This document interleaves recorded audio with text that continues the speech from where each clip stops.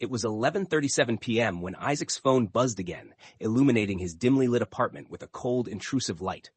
The message preview read, "I know what you did. I'm watching."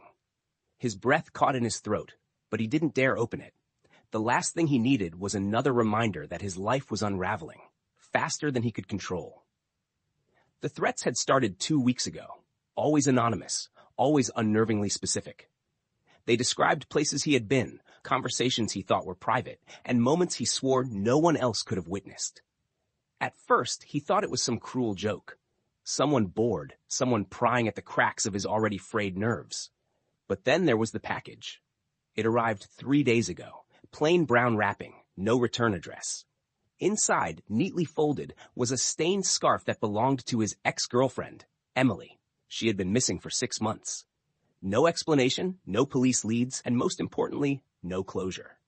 Isaac stared at it for hours that night, the metallic scent of dried blood filling his nose as he tried to piece together the how, the why, the who. And now, the texts had escalated. He sat on the edge of his bed, staring at his phone like it was a loaded weapon. The room felt too quiet, as if the shadows themselves were conspiring to suffocate him. His hand hovered over the screen, his fingers trembling. Against his better judgment, he opened the message. "You shouldn't have lied to her. You knew she was never going to walk away clean. Check your fridge." Isaac froze, the air suddenly too thick to breathe. His pulse thundered in his ears as he slowly turned his head toward the kitchen. The fridge door was shut, just as he'd left it. But the message was unmistakable. Someone had been in his apartment. Someone who knew exactly how to cut through every remaining shred of sanity he had. He stood, legs shaky, as he made his way to the fridge. His heartbeat drowned out every other sound, his bare feet against the cold floor, the creak of the door hinges. It was just him, and that door. Just him and the unrelenting dread coiling in his stomach. His hand gripped the handle, hesitated, then yanked it open. The harsh white light spilled out, illuminating the interior. For a moment, it looked normal. The half-eaten leftovers, the carton of milk, the forgotten beer bottles. And then he saw it. Tucked neatly on the top shelf was a severed hand. Isaac stumbled back, a scream caught in his throat, but no sound came out. The hand was pale, almost waxy, and unmistakably human. Its nails were painted a chipped pastel pink, Emily's favorite color. His stomach churned as bile rose in his throat. But what made his blood run cold wasn't just the sight of it. It was the small gold ring on its finger. He knew that ring. He had given it to Emily for their 2-year anniversary. A guttural noise escaped him, part gasp, part cry, as he slammed the fridge door shut. He staggered back to the counter, gripping the edge to steady himself. The room spun. This wasn't happening. This couldn't be happening. The phone buzzed again. "Nice to see you finally checking up on her. Now we're even. For now." Isaac's knees buckled, and he collapsed to the floor, the phone slipping from his hand. His mind raced, the implications crashing over him like waves. Someone wanted him to pay. Someone wanted him to feel this, to drown in guilt. But who?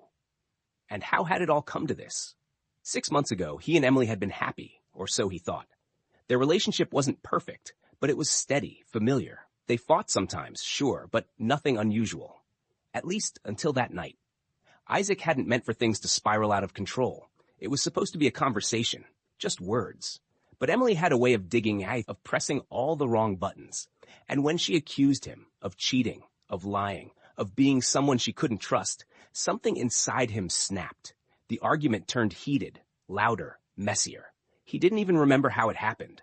One moment they were yelling, and the next, she was on the ground, motionless. Panic consumed him.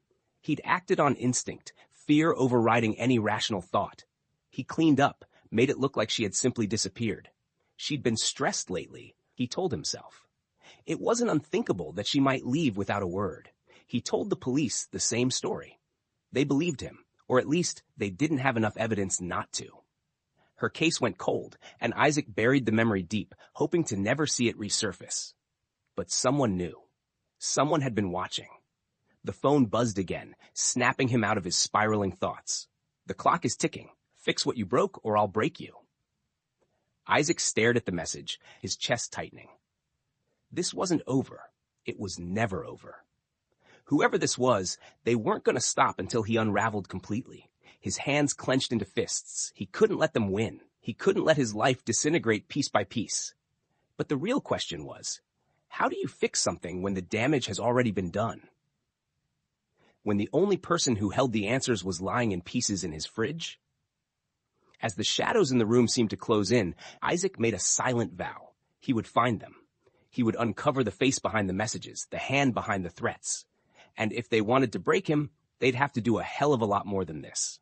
But somewhere, deep in the pit of his stomach, he knew.